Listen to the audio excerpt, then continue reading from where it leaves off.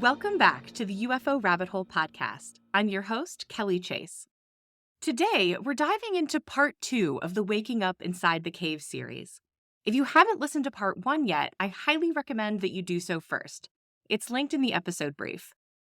For many who take the trip down the UFO rabbit hole, there comes a point where you find yourself asking much bigger questions about reality. It boils down to this. The UFO phenomenon is impossible by every single measure that we use to determine such things. And yet, it is. And the existence of the impossible posits that the models that we use to determine what is possible and what isn't are irretrievably flawed. There is no other logical explanation. Frankly, if UFOs don't make you question the nature of your reality, you haven't really understood them. In part 1 of this series, we took a closer look at the most fundamental meaning-making models that we have, starting with the very origins of the universe. And I made the case that very little about this narrative makes any kind of rational sense, and that its only real utility lies in explaining things away without actually explaining them at all. When exposed to the harsh light of objective interrogation, the consensus view of reality quickly dissipates like morning fog. Plato's Cave has become an important touchstone for this podcast because it provides the perfect framework for discussing the process of pursuing this line of questioning. And as we begin to recognize the consensus reality is little more than a shadow play on the wall, the inevitable questions arise. Where are we? What is this place? And what is the shadow play meant to conceal? We discussed back in episode 18 in my first interview with James Madden that humans are natural cave builders. All of the greatest achievements of civilization have required that we be able to create shared worldviews and agreed upon meanings for things. It's our superpower every bit as much as it's our weakness. And I think it's important to keep in mind that just because we find ourselves in a cave doesn't necessarily mean that someone put us there. The walls of the cave could be entirely self-created. And yet, when you find yourself tied up in a cave and recognize that the very nature of your reality has been concealed, seemingly intentionally, it's impossible not to wonder about who your potential captors might be and about what strange new world might be waiting for you right outside its walls. Over the past several years, a strange and disturbing idea has been popularized by everyone from futurists to tech billionaires, namely that we're living in a simulation. Could this be the explanation for the strange position in which we find ourselves? Could Plato's Cave be more than just an allegory? Could what we perceive as our reality actually be our prison? It sounds a lot like the plot of The Matrix, but the more we learn, the more likely this unsettling scenario becomes. So buckle up, because this rabbit hole is going to be a wild ride. So, what are the chances that we are actually living in a simulation? According to some, including Elon Musk and Neil deGrasse Tyson, the probability that we live in a fabricated reality is pretty high. The argument goes like this. If you think about the earliest video games like Pong and compare them to video games now, you can see that this kind of technology is evolving exponentially. And as it does so, it gets closer and closer to replicating actual reality. If you've ever played a game with a virtual reality headset, you know that even though you wouldn't mistake the world of the video game for real life, it can still trick your brain into processing that visual information as though it were real. If you stand on the edge of a cliff in the game, your stomach drops. If you ride a roller coaster, you can practically feel the wind in your hair. If something jumps out at you, you get startled, and if you're like me, make a very undignified squealing noise. So if you assume that any rate of progress continues, it is inevitable that at some point in the future that we will be able to create simulated environments that are indistinguishable from reality. And when you combine that with the idea of massively multiplayer online games like World of Warcraft and Fortnite, it seems not just possible, but likely that someday playing a video game could literally feel like stepping into a different reality that feels just as real. And the issue with that is that once you introduce the potential for realistic, fully immersive, simulated environments, then suddenly the chances that the reality that you find yourself in is base reality drops significantly. And if you imagine the proliferation of these simulations on a long enough timeline, then the chances that you are in base reality become something more like getting struck by lightning while holding the winning Powerball ticket twice. In fact, the only real way for us to be certain that we aren't in a simulation would be if we were somehow the very first intelligence to create simulated realities. But given the fact that the universe is nearly 10 billion years older than the Earth, it seems pretty unlikely that we could be the first ones to reach that milestone. In an influential paper on this topic, Oxford philosopher Nick Bostrom made the case that at least one of the following things must be true. 1. All human-like civilizations in the universe go extinct before they develop the technological capacity to create simulated realities. 2. If any civilizations do reach this phase of technological maturity, none of them will bother to run simulations. Or 3. Advanced civilizations would have the ability to create many simulations, and that means that there are far more simulated worlds than non-simulated ones.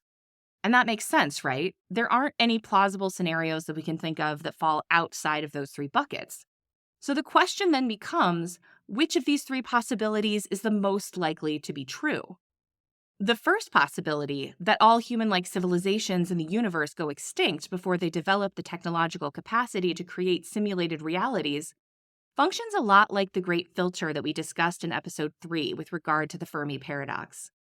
And given the fact that our modern technological society has created a world where we're constantly flirting with a variety of plausible apocalyptic scenarios in the form of nuclear weapons, artificial intelligence, viruses, and climatological disasters, this possibility can certainly give one pause. It's easy to imagine countless scenarios, just based on the last 100 years of human history, whereby a civilization having reached a certain level of technological advancement could pretty quickly eradicate itself. But I'd argue that we have more than sufficient data to dispatch this particular scenario. Because sure, it's altogether possible and perhaps even likely that a certain percentage of civilizations that reach a certain level of advancement end up destroying themselves. However, for this scenario to be true, all human-like civilizations that reach that point would have to destroy themselves. And it seems pretty clear that that is not the case. The fact that we have highly advanced technological objects in our skies and underwater are clear evidence that humanity does not represent the pinnacle of technological progress, even on our own planet. So if there is some kind of filtering event that happens at a certain level of technological advancement, we at least have confirmation that some civilizations have made it past that point. We ourselves are perhaps only a few decades away from creating fully immersive simulated environments. So we have to assume that whatever intelligence is behind, for example, the tic-tac from the infamous Nimitz incident that was tracked going 80,000 feet in less than a second, passed that milestone a long time ago. So we can safely rule out scenario number 1.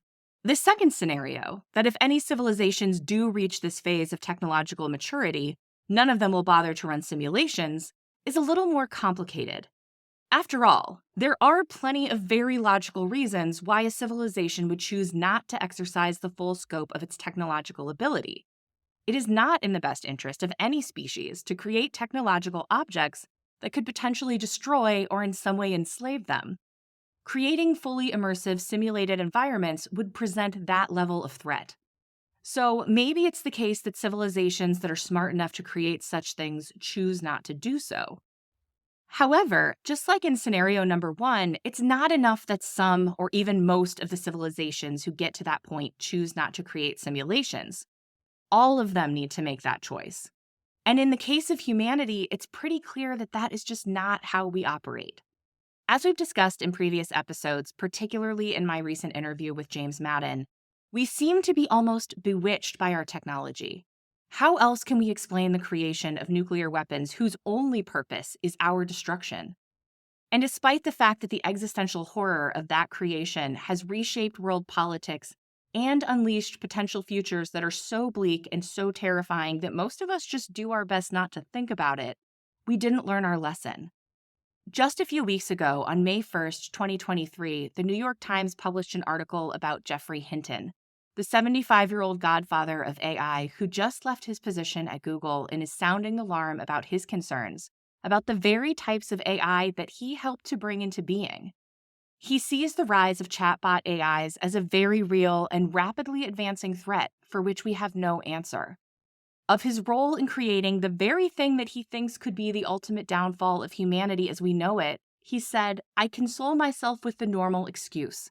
If I hadn't done it, somebody else would have." And we see this over and over again. The father of the atomic bomb, J. Robert Oppenheimer, famously said upon its detonation, "Now I am become death, destroyer of worlds."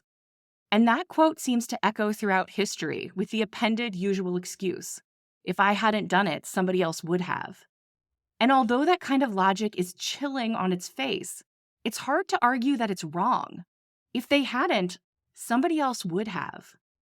So if we look to human civilization as a guide, it seems pretty clear that we can rule out scenario number 2. Unless humanity's toxic relationship with potentially civilization-ending technology is some sort of a weird outlier that is rarely replicated across the universe, it seems likely that some, if not most, human-like civilizations that are capable of creating simulations would do so, regardless of the threat. So that leaves us with scenario number 3, that advanced civilizations who had the ability to create simulations would do so. And that means that there are far more simulated worlds than non-simulated ones. So are we living in a simulation? I don't know, but if we're just playing the odds, I wouldn't bet against it. But maybe we don't need to rely on probabilities to figure this one out. After all, if we're in a simulation, there should be signs, right? Hypothetically, we should be able to take what we know about simulations and extrapolate some kind of a testable set of assumptions that would help us determine whether what we experience as reality is actually real or only simulated. And eerily, when we do this thought exercise, we find that our reality does, in fact, look and behave much like we would expect it to if it were a simulation. First of all, if we're living in a simulation, we'd expect that simulation to be self-contained. And this containment would reveal itself as limits in our knowledge about where we are. Just like you can't find the edge of the world in World of Warcraft and then climb out of the server, there would be boundaries past which we would have no access. And past that boundary, we'd have no ability to have knowledge of the outside conditions. As we discussed in the last episode, these sorts of limits and boundaries at the edges of our reality do seem to exist. We're taught that the fabric of our reality is space-time. But space and time can only exist in relation to matter. So before the Big Bang, there was no space-time, and therefore no reality to speak of. This is why scientists tell us that asking what happened before the Big Bang is meaningless. And yet, it seems inconceivable that all of existence could spring out of true nothingness, which in and of itself is as impossible to conceptualize as it is to prove. So we have this hint that surely something must have existed before the Big Bang, even if our particular universe didn't. But we have no way of accessing that knowledge of what happened before the Big Bang. Beyond that point, the very fabric of our own reality ceases to be. So whatever reality may exist beyond that horizon is utterly unknowable. And not only do we know that the space-time we experience hasn't always existed, we also know that it can break down.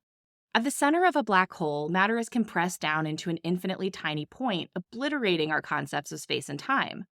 So we find ourselves embedded in space-time, a substrate of reality that appears to be able to be both created and destroyed. And from what we can tell mathematically, it seems that our particular instantiation of space-time has a definitive beginning around 13.8 billion years ago. Basically, we find ourselves in a self-contained system, the boundaries of which are entirely opaque to us. We have no way of knowing what conditions, if any, exist outside of our known universe, which is exactly what we'd expect to see if we were in a simulation. Okay, but that's just one example. There are certainly other potential reasons for why we don't know what happened before the Big Bang. And considering how much of the story of the Big Bang doesn't make sense, it seems reasonable to allow that we might know more about what happened before the beginning of time at some point in the future. Or, more likely, we might learn something about the nature of our reality that will render all of these questions moot. So there's no need to jump to conclusions. For us to seriously consider this possibility, we'd need more supporting evidence.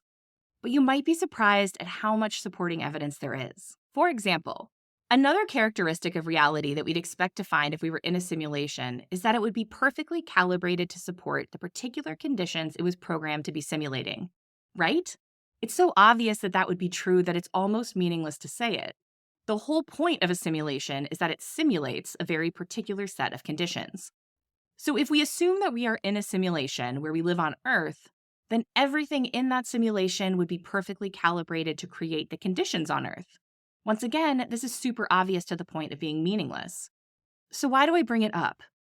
Well, as you'll recall from our last episode, the universe in which we find ourselves seems to be uncannily well suited to support the existence of life. For example, if the Big Bang had been 1 part in a million more powerful, it would have expanded too quickly for the galaxies and therefore life to develop.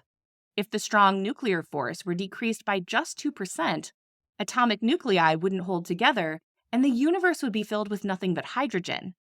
If the gravitational force were decreased by just a hair, stars, including the sun, wouldn't ignite. These are just a couple of the more than 200 physical parameters within the universe that had to be precisely calibrated for life to be possible. If even one of these parameters were off, even slightly, the likely result would have been a universe devoid of life. The chances that the Big Bang would result in a universe that is suitable to life are so vanishingly small that it becomes very difficult to posit any sort of a rational explanation for how it actually happened. Some would argue that the fact that we exist and are here to ask the question of why the universe is perfectly calibrated to support life presupposes that life exists, and so the question is moot. But that kind of circular logic doesn't actually explain anything. The only thing it accomplishes is taking the very legitimate question of how we managed such a lucky roll of the cosmic dice and makes it out of bounds. But if the universe is a simulation, then suddenly we have a very straightforward explanation for why it's so perfectly calibrated to support life. It was created to be, and it would suggest that the purpose of the simulation is deeply tied to life itself. Perhaps it's to study how life evolves over eons. We don't know, and without access to knowledge outside of the system, it would be impossible to prove. But as far-fetched as the simulation hypothesis may sound, we have to admit that it does have at least some explanatory power in realms where we'd previously had only questions. Okay, now admittedly those first two examples are interesting, but they're hardly the smoking gun in our investigation into whether or not we're living in a simulation. With both examples, we have no real way to verify or falsify the hypothesis, so we're left with only conjecture. One of the main problems with proving whether or not we're in a simulation is that anything that we can observe, by definition, would be a part of the simulation. And without access to information from outside of the system, we have no way to say decisively whether we are in a simulation or not. However, some have argued that there would be one artifact from the outside world that would be discoverable within a simulation. And that artifact is the simulation's processing speed. Processing speed refers to how quickly a computer can process data or instructions. So if, hypothetically, our reality is being simulated and is being hosted on something like a server somewhere, then the hardware that it's running on would leave an artifact within the world of the simulation in the form of how fast it can process data. In other words, all the other laws and rules of the simulation would be a result of the simulation itself, or the software. But processing speed is a result of the hardware on which the software runs. So, if you're a character in a video game, all of the laws of the game would be a part of the simulation. But no matter how complete and perfect the simulation was, anything you did within the game would be constrained by the processor speed because the hardware on which it's running, by its very nature, can only process so much information at once. So it would be impossible for you to do anything faster than the time it took the hardware to process that information. It follows then that if we live in a simulation, our universe should also have such an artifact. But what would that look like? By reverse engineering what the artifact would look like to us from inside the simulation, we have a starting point to determine if such an artifact exists in our reality. First of all, the artifact would be unaffected by anything going on in the simulation and would be basically irrelevant within the simulated reality until you tried to do something that required the hardware to process information more quickly than it's able to. The way that we'd experience that inside of the simulation would be as an upper limit of some kind.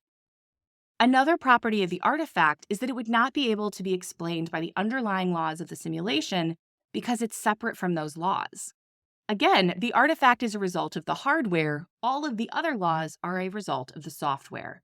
As a result, this artifact would be taken as a given within the simulation, We wouldn't be able to explain why it existed, we'd just know that it did exist when we bumped up against its upper limit. And finally, the artifact would be absolute. There would be no exceptions because there would be no situation in which the hardware would be able to process more information than it can process. So when we put all of this together, the artifact would be an inviolable law of the universe, the cause for which we can't explain, but which operates as a basic underlying law of physics and which only reveals itself as an upper limit. And when we consider the artifact in this way, it becomes clear that there is something within our reality that has all of these properties. The speed of light.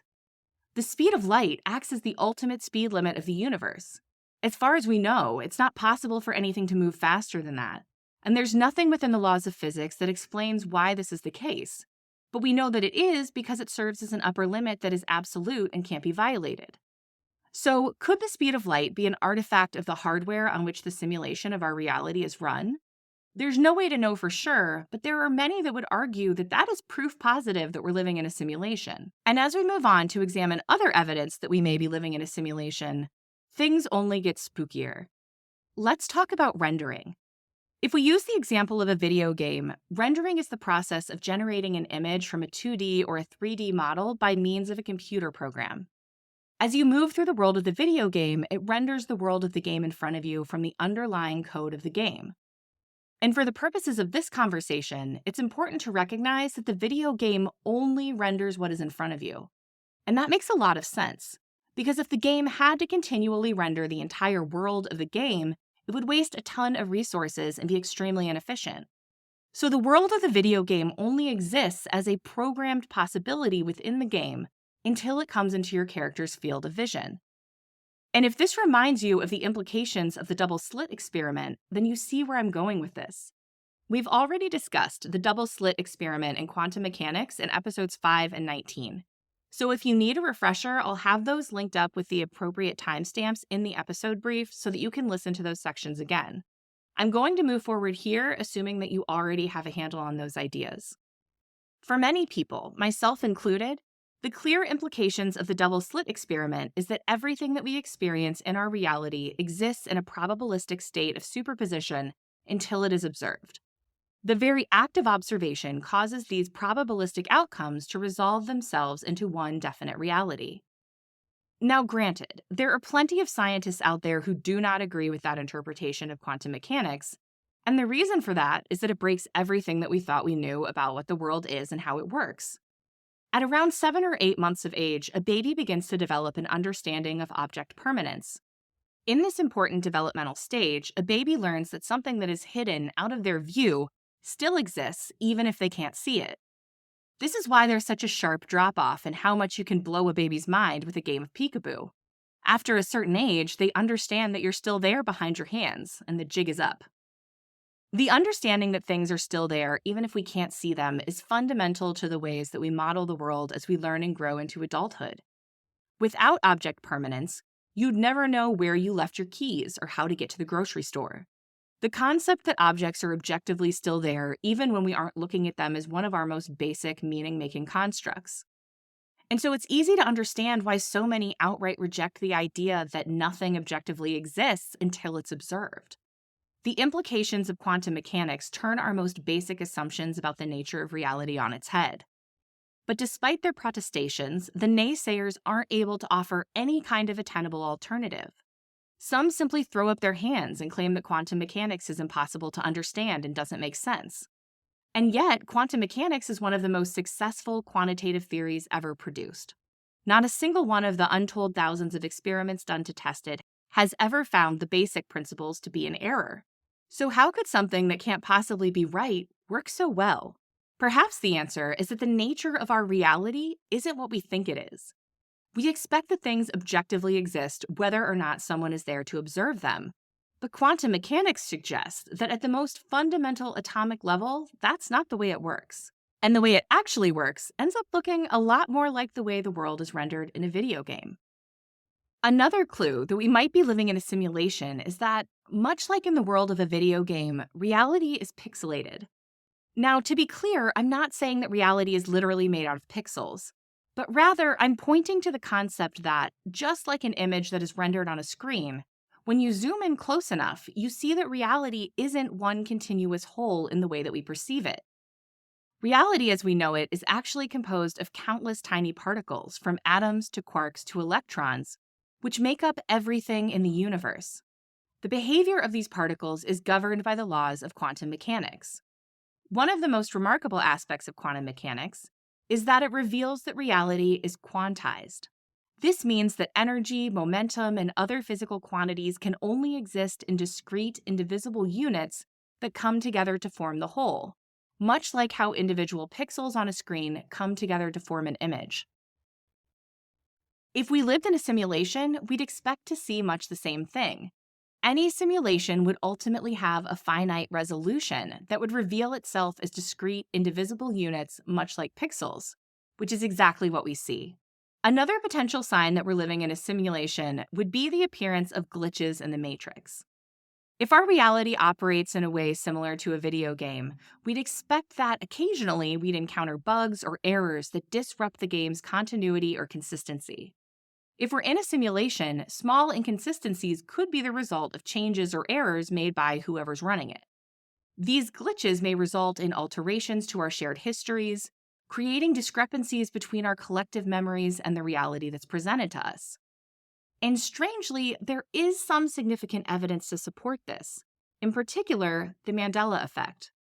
The Mandela effect is a term that was coined by paranormal consultant Fiona Broom in 2010 to describe a collective false memory she discovered at a convention where many people, including herself, remembered Nelson Mandela dying in prison during the 1980s, even though he actually passed away in 2013. The phenomenon is marked by a large number of people sharing what appears to be an incorrect memory, which raises major questions about both the nature of our reality and our perception of it. And this phenomenon is not isolated to the case of Nelson Mandela. One instance of the Mandela effect that I have always found particularly maddening involves Ed McMahon and Publishers Clearinghouse. Many people, myself included, distinctly remember McMahon delivering oversized checks to winners' homes as part of the Publishers Clearinghouse sweepstakes. In my case, if anyone had asked me who Ed McMahon was, that would have been the first thing I said about him, and I would have bet any amount of money that I was right. I mean, I saw that. I know I did. And yet, in actuality, McMahon was never associated with Publishers Clearinghouse. He did actually work for a different sweepstakes company called American Family Publishers, but he never went to anyone's house, and he never held a giant check. So why do so many of us remember it that way?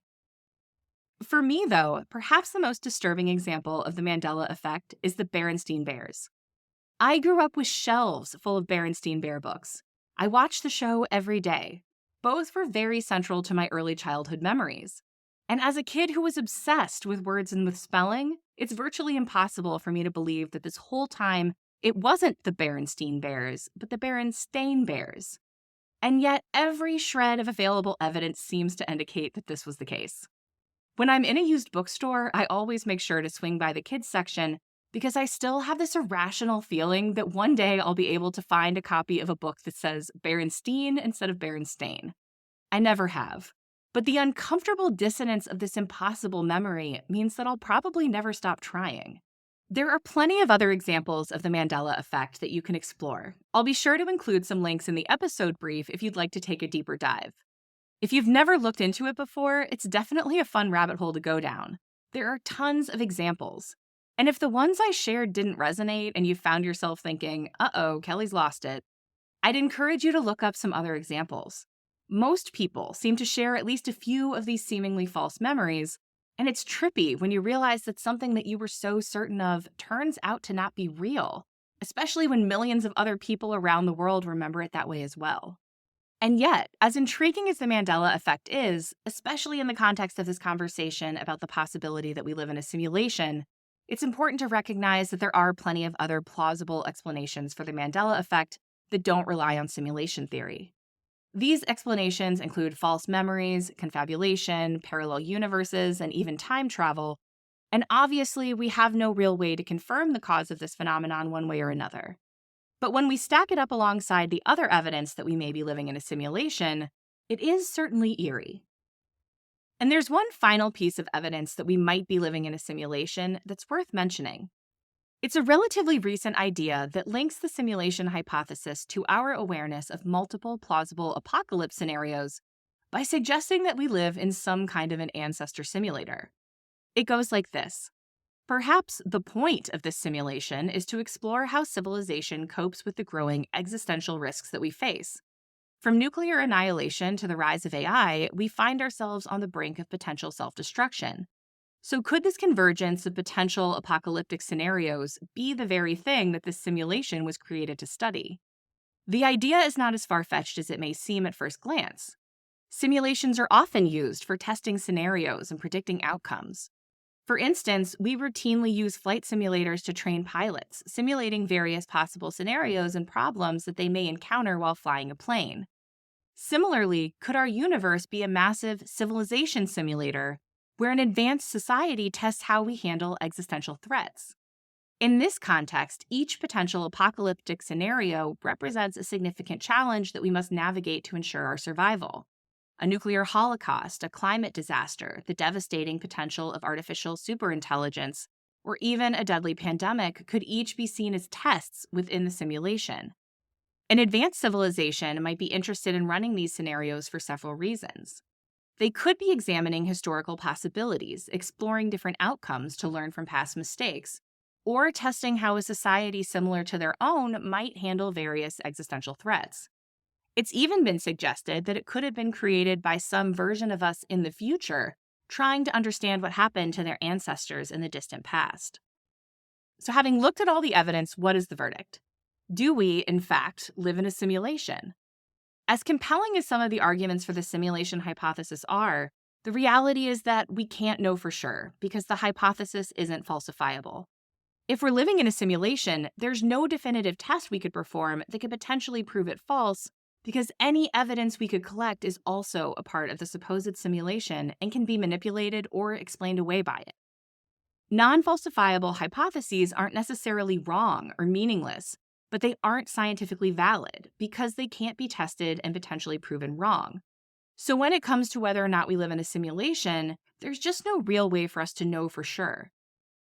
And yet, when we look at the evidence that has presented itself, and when we look at our own history with advanced and potentially dangerous technology, it's hard not to wonder if the reality in which we find ourselves might be much different and much spookier than we've been led to believe. And perhaps there's another possibility that we can consider. What if the universe isn't a simulation per se, but a hologram? Now, before your mind leaps to Star Trek-style holograms or even the ones you've seen on a credit card, remember this. The theory is a bit more complex and abstract than those examples, but I'll do my best to keep it digestible. Let's start with talking about what a hologram is and how it works. A hologram is a three-dimensional image produced through a process called holography. Unlike traditional photography, which captures a two-dimensional representation of a scene, holography records the light scattered from an object and then presents it in such a way that it appears as if the object is still there, giving the viewer a 3D experience. Let's dig a bit deeper into how this works. First, let's talk about the key ingredient, light. When you look at an apple, you're seeing the light that bounces off the apple and enters your eye. A traditional photograph captures this light on a 2D surface, but it loses the depth of the image. This is because it doesn't capture the light's phase information, which is about the wave's position in their oscillation cycle. Holography, on the other hand, captures both the intensity and the phase of the light wave. It does this by splitting a laser beam into two separate beams, the reference beam, which remains untouched, and the object beam, which bounces off the object we're making a hologram of. When these two beams meet again on a piece of photographic film, they create an interference pattern that records the phase and amplitude of the light waves, thus preserving the 3D information of the object. Now, imagine you're looking at a holographic sticker on a credit card. As you tilt the card back and forth, you see the image change as if you're viewing it from different angles. That's because the hologram has recorded the light's 3D information, allowing you to experience different perspectives just as you would with a real object. Yet, despite their 3D appearance, holograms are physically 2D structures. The depth you see doesn't come from the actual physical depth in the image, but from the way your brain interprets the recorded light waves. And if that doesn't totally make sense, or if you're having a hard time visualizing how that works, don't stress about it. The most important thing to remember is that a hologram is created by recording 3D information onto a 2D surface. Okay, so now that we more or less understand how a hologram works, what does it mean to say that the universe itself might be a hologram? The concept of the holographic universe, also known as the holographic principle, was initially proposed by physicist Leonard Susskind in the late 20th century based on the work of fellow physicists who were attempting to reconcile the theories of quantum mechanics and gravity. The seed of the idea actually came from research into black holes. Stephen Hawking, the famous theoretical physicist, discovered that black holes aren't completely black. They emit what's now known as Hawking radiation and can eventually evaporate away. This leads to a paradox. If a black hole evaporates, what happens to the information about the matter it swallowed? According to the principles of quantum mechanics, this information can't be destroyed. To resolve this black hole information paradox, Susskind proposed the idea that all of the information swallowed by a black hole is actually stored in a two-dimensional form on its surface area, its event horizon. If the information about everything that falls into a black hole is stored in 2D on its surface, then it's possible the same could be true for the whole universe. This implies our 3D reality is a projection of information stored on a distant 2D surface, kind of like a hologram. It's a pretty wild idea, right? The key point here is not to think about the universe as a physical hologram, but rather as a mathematical one. It's a new way to mathematically describe the universe and its workings at the most fundamental level. Even if the holographic principle is correct, we wouldn't necessarily feel the universe as a 2D surface. We would still perceive our reality as 3D, much like we see a holograph on a credit card as 3D, even though it's flat. To make things even weirder, the holographic principle implies that gravity in space-time itself could be emergent properties coming out of the underlying quantum information. That idea, in and of itself, represents a profound paradigm shift in how we understand the universe, and it's one that we'll keep coming back to as we move into part 3 of this series. The holographic principle is, frankly, mind-blowing, and the deeper you dive into this possibility, the more profound the implications become. It's worth taking a quick tour through what the reality of a holographic universe could mean for the nature of reality as we know it. And if you find these ideas intriguing, a lot of what I'm about to discuss is drawn from a phenomenal book by Michael Talbot called The Holographic Universe, The Revolutionary Theory of Reality. It's a super fun read, and it does a great job of breaking down some of the more challenging concepts. I'll link to it in the episode brief. So let's get into it. First of all, one major difference between the holographic principle and various simulation theories is that it eliminates the need for a programmer. As we've discussed, simulation theory suggests that our entire reality, including the universe itself, is an artificial construct, an advanced computer simulation created by a more sophisticated, technologically advanced civilization. Basically, in this model, there is a puppeteer, or rather, a super advanced programmer. The simulation theory implies intentionality and design behind our reality. However, the holographic universe hypothesis, as we've discussed, suggests our 3D reality is a kind of projection from a 2D surface at the edge of the universe. But here's the crucial point. In the holographic universe hypothesis, there's no puppeteer pulling the strings. The projection happens naturally as a result of the way the universe fundamentally works. It's a natural process. It's just how the universe operates, and it doesn't necessarily require any intentionality or creator, though I'd argue that it doesn't necessarily preclude one either. Another stunning implication of the holographic universe model is that everything that exists is interconnected on a deep and profound level, and that any divisions between things are illusions created by our limited perspective. To understand why this is, we need to return briefly to how a hologram works. In a hologram, all of the information necessary to create the entire holographic projection is contained within each individual part or region of the hologram. This means that every piece of the hologram holds the complete blueprint or encoding for the entire holographic image. Similarly, in the holographic universe model, the information that makes up our reality is encoded throughout the fabric of the universe, much like the interference pattern on the holographic plate. Each individual part or region of the universe contains the complete information necessary to reconstruct the entire holographic projection. And once again, if you're having trouble visualizing that, don't worry. Here's another way to think about it. Imagine a holographic image of a flower. If you were to cut the hologram into smaller pieces, each fragment would still contain the encoding for the entire flower. Each fragment, when illuminated, would reconstruct the full image of the flower, albeit with reduced clarity due to the loss of some information. In the same way, if we were to zoom in on a specific part of the universe, such as a single atom or a human being, that localized region would contain the information necessary to describe the entirety of the universe. The holographic model suggests that the universe is fundamentally interconnected, and every part reflects the whole in its encoded information. This fascinating aspect of the holographic model of the universe brings to mind the words of the 13th century Persian poet Rumi. "You are not a drop in the ocean, you are the ocean in a drop." Another intriguing aspect of the interconnectedness implied by the holographic universe hypothesis is that it further implies a non-local universe. What's so intriguing about this is that it could provide an explanation for some of the spookier and seemingly impossible aspects of quantum mechanics. Let's start with the idea of non-locality, because it's not super intuitive if you haven't explored this idea before. When we say that the universe is non-local, what we mean is that it operates beyond the limitations of locality or physical distance. In other words, events and phenomena in the universe can be connected and influence each other instantaneously, regardless of the spatial separation between them. This is so counterintuitive to us because it flies in the face of everything we think we know about our reality and how it works. In our everyday experience, we tend to think of cause and effect as a linear progression. If event A happens in one location, its influence can only reach neighboring locations over time. Think of how the light from the sun takes 8 minutes to reach the Earth, or how if you throw a rock into a lake, it will take a few moments for those ripples to reach the shore. This is the principle of local causality, where causes and effects are limited by the speed of light, and information can only travel at or below this speed. However, the concept of non-locality challenges this conventional understanding.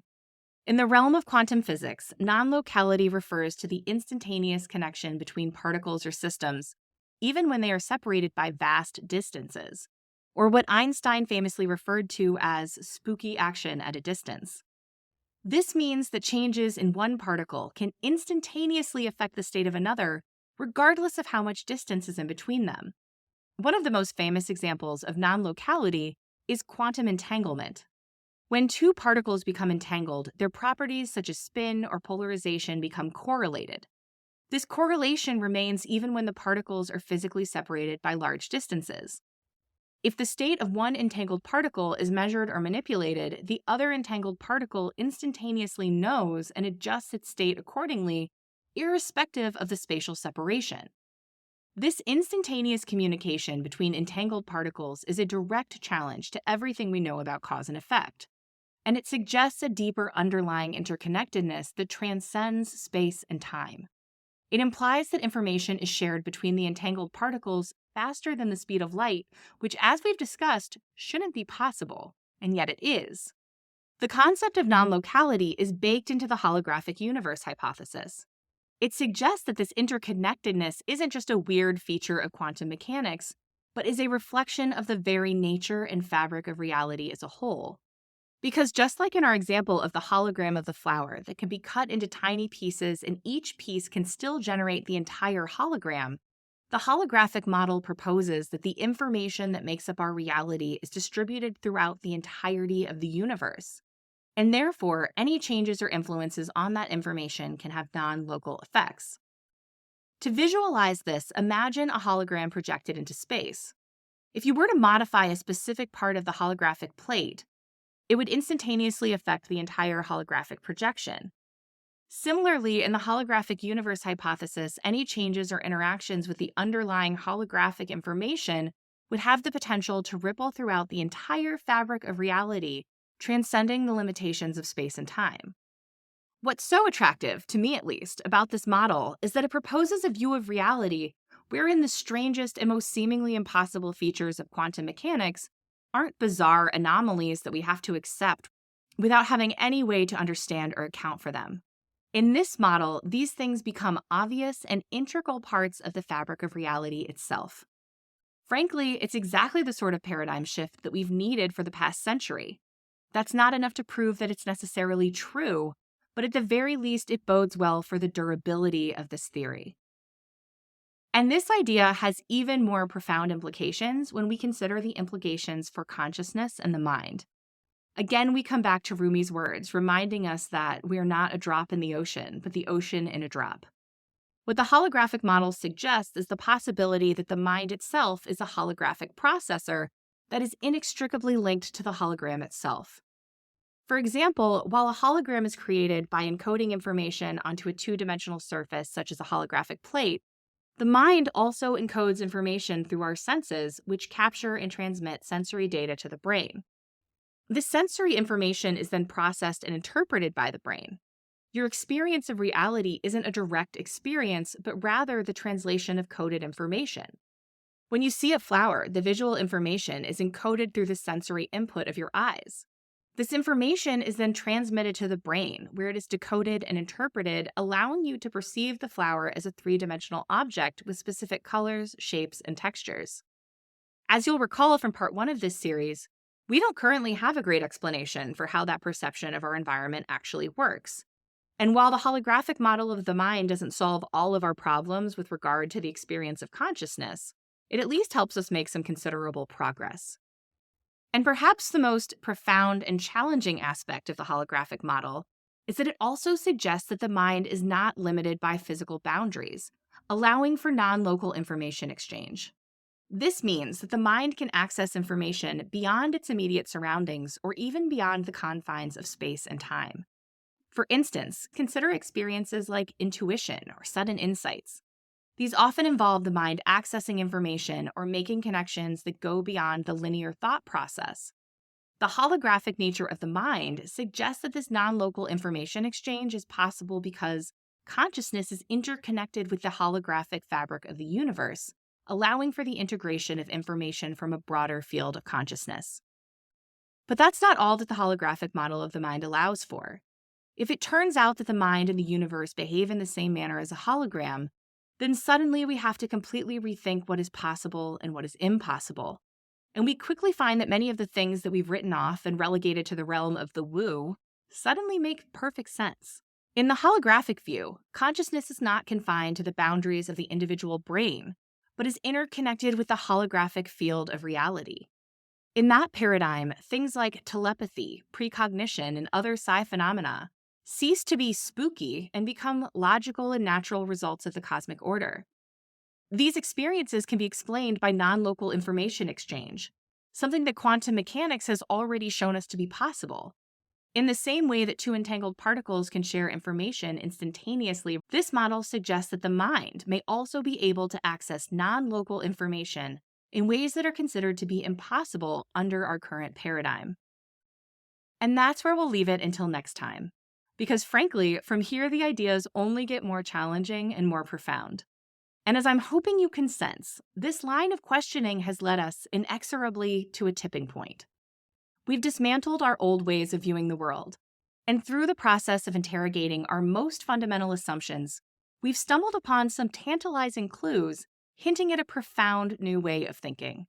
We find ourselves on the precipice of a radical paradigm shift that has the potential to integrate the most impossible aspects of our reality, from quantum mechanics to anomalous experience, and yes, even UFOs.